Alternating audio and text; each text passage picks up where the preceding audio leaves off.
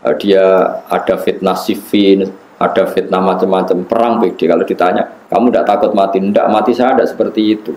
Nanti yang kena itu kepala saya, sampai kena jum-jumah gini terus pas sholat subuh. Jadi enggak di situ. Tetapi mati itu sudah ngerti. Enggak mati saya ada seperti itu.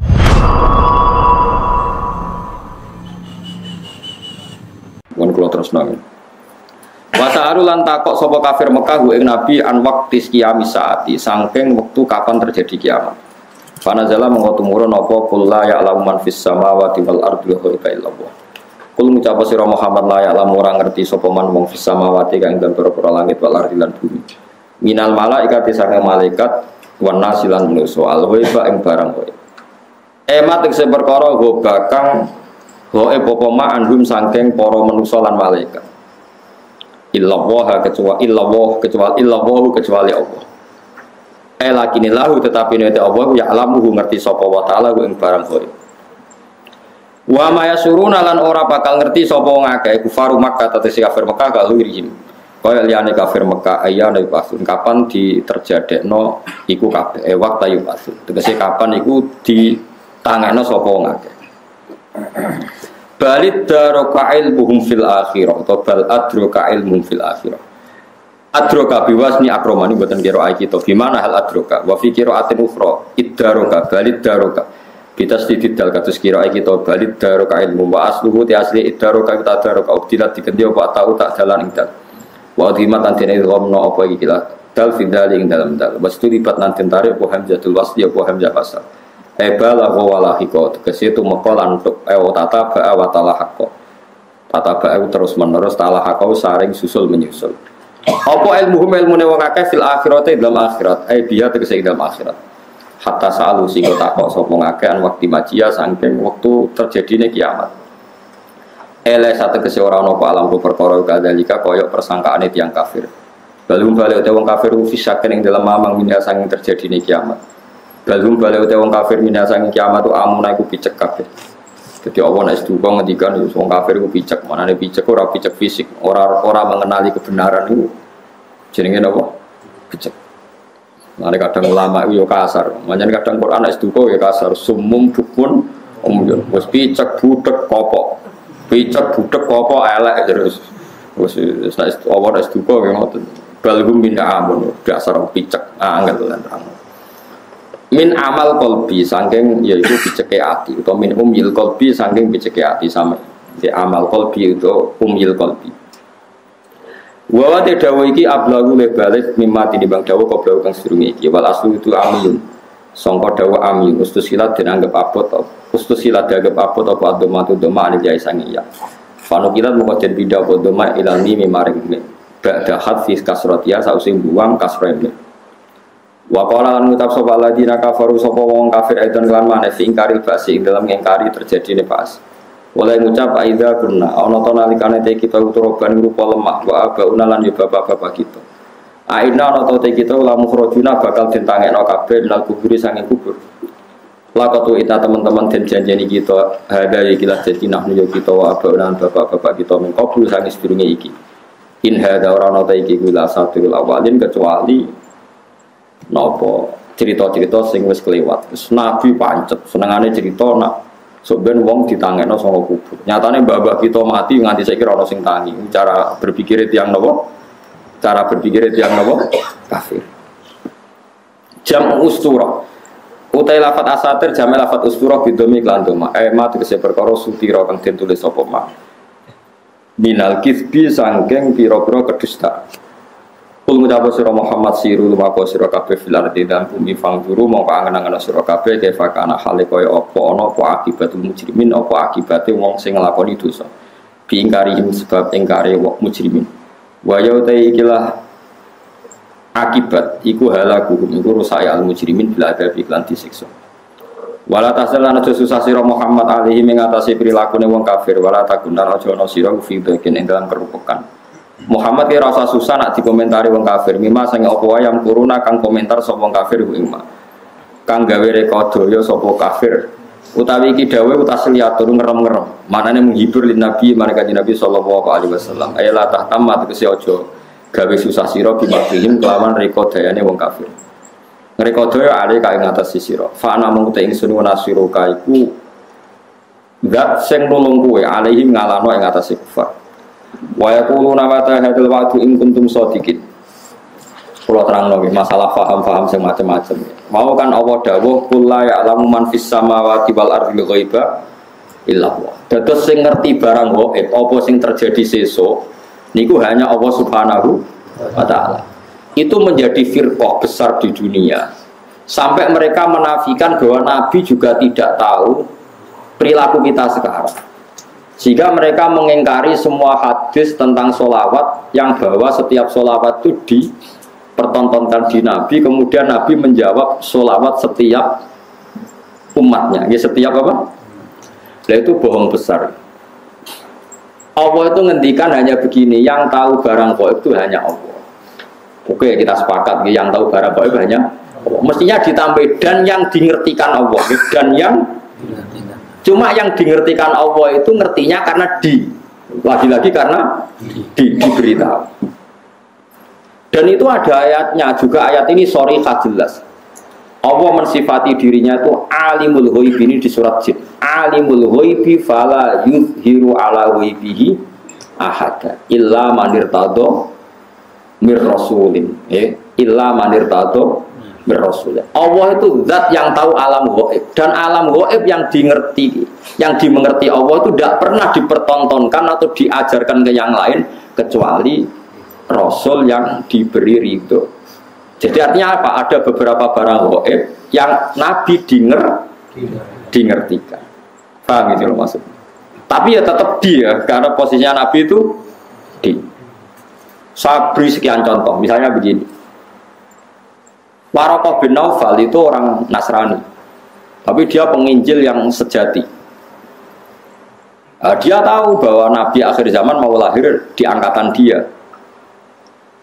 Ya, akhirnya ketika Nabi sowan setelah mendapat wahyu, kata Waraqah kan, kamu itu Nabi benar dan Anda dapat wahyu kayak Musa. Sayang saya sudah tua. Andai kan saya masih muda, saya akan membela kamu saat kamu diusir oleh kaum Anda. Terus kata Nabi Muhammad, masa saya diusir? Terus kata Waraqah, orang seperti kamu pasti ngalami diusir. Itu 1 hari setelah Nabi Muhammad jadi Nabi. Kemudian beliau diusir setelah 13 tahun jadi Nabi. Gitu, misalnya jadi Nabi umur 40 tahun, diusire kan tahun 53, Nabi umur pinten? Itu kan barang gaib, tapi tercatat dalam aturan-aturan kriteria Nabi agar Nabi ya sudah alami diusir. Nah itu ya barang gaib, tapi orang bisa tahu karena dingerti. Sekarang di Masjid Biru, Masjid Khodro di Turki, itu ada di kubahnya, di menaranya itu ada tulisan lataf tahun nal Konstantinia walatun fikunna kunuzaha fi sabilillah. Itu Imam Bukhari meriwayatkan itu tahun 200 Hijriah. Saya ulang lagi, 200 Hijriah. Dan itu hadis ditulis, dibaca ulama seluruh dunia. Zaman itu Konstantinopel masih dalam kekuasaan Romawi. Konstantinopel Turki ini. Konstantinopel yang terkenal tentang Turki. Setelah 600 tahun dari hadis itu diriwayatkan, Konstantinopel ditaklukkan oleh Pangeran Al-Fatih. Jadilah negara Islam. Makanya masjid ini jadi masjid apa? Al-Fatih. Tapi Nabi berani ngendikan itu. Taunya karena dingerti. Paham ya? Makanya maksudnya kecuali yang diberi ngerti Allah. Jadi keliru kalau ada orang ono wali kiai kok ngerti barang gaib. Sing ora barang gaib mau apa itu benar. Tapi Allah punya hak mengertikan yang diberi ngerti. Mergo ono istisnae wae ya, alimul ghaibi fala yudhiru ala ghaibi ahadan illa man irtadha mir rasul. Jadi Allah itu zat yang tahu barang gaib dan tidak akan mengertikan kecuali sama orang yang dikasih.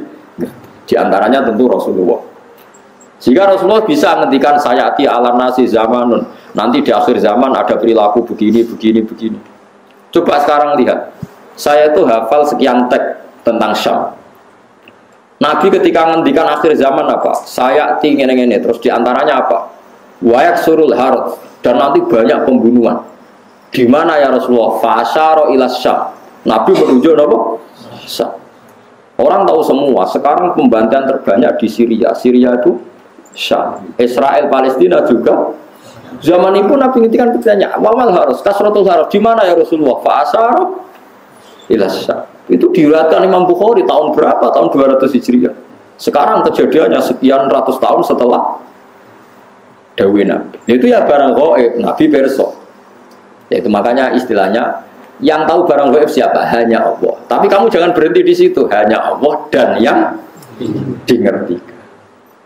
Paham ya? Jadi sampean terus jangan menolak. Qur'ane jelas sing roh barang gaib kok Nabi larang roh. Wah, yo kebablasan sampean.